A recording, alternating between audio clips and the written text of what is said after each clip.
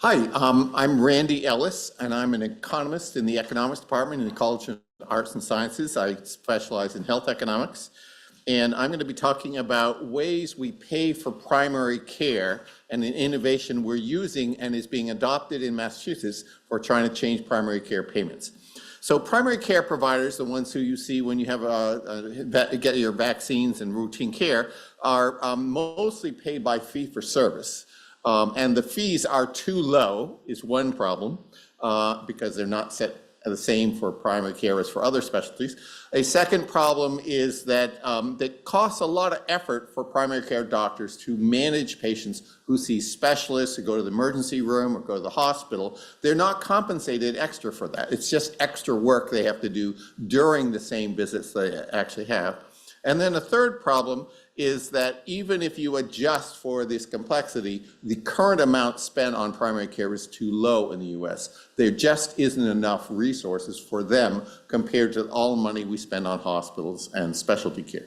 So there's this effort to pay a need-based payment to primary care practices, and in Massachusetts, they're targeting the ACOs, which are part of the managed care segment of Medicaid, which is what our database is about. And the goal is that they would pay a fixed monthly amount for each patient to reflect the primary care needs of each of these PCPs, okay? And they would importantly get more money when their patients are sicker and more complex, and we've heard some examples of that earlier today. But also, we're trying to build in a new dimension, which is pay more when they deal with patients who have other kinds of complexity because of where they live or their background. And you'll see some examples. Now, there's this thing called social drivers, all used to be called social determinants, which gives you too much emphasis on the causal relation. And I wanted to put in a little plug, which I'll do again, to Zachary Dyer, a graduate from the BU School of Public Health, who's an MD PhD at University of Massachusetts, Worcester.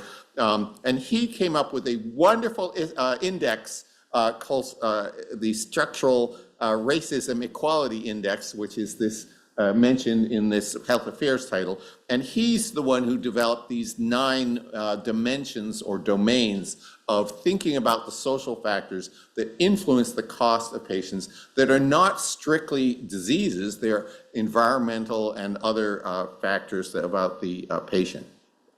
And so we have developed and published just as forthcoming a paper about this methodology that's being adopted in Massachusetts, or of a bundled payment, adding on some extra money, and this is the special contribution of a methodology for justifying how much more to pay on top of the existing amount of funding.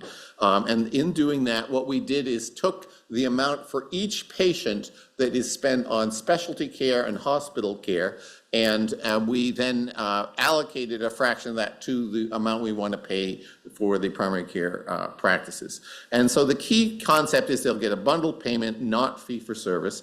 And then we added on information from this social drivers of healthcare that reflect these 4 dimensions in our work. And so fundamentally, that's the contributions. And I want to specialize my last few seconds on this slide. This is just giving examples that our payment formula, which is based on regression models with about 1 million people, and it has this feature of paying if you don't recognize their burden, then people who are homeless cost 3.4 times the average. If you only use age and sex, it barely reduces that. And if you use our model, you get it down to being only 5% underpaid. So much better job. And if you do that with other things such as race, you also improve the fairness of the model, even though you're not putting race in the formula itself. That's the contribution of our work. Thank you.